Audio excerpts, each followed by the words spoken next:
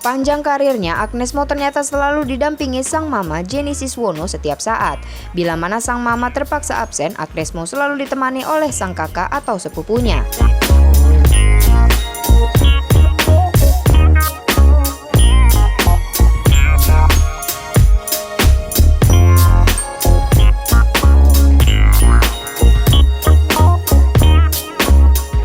Dituturkan Agnes Mo dalam tayangan Tukul One Man Show yang diunggah melalui YouTube Rabu 8 Juli 2020. Sayangnya, sejak berkarir di Amerika, penyanyi 34 tahun ini mulai jarang ditemani anggota keluarganya lagi.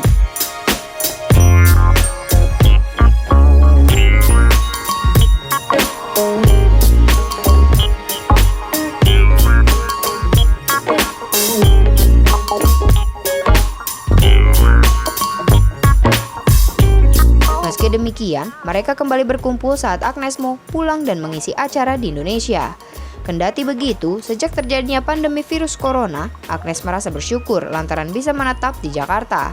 Pasalnya, Agnes jadi bisa berkumpul dan menghabiskan waktu bersama keluarga dan teman-temannya.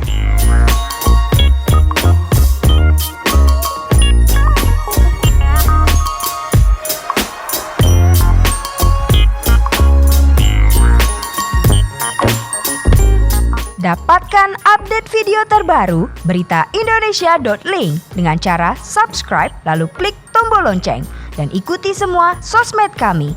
Jangan lupa ya.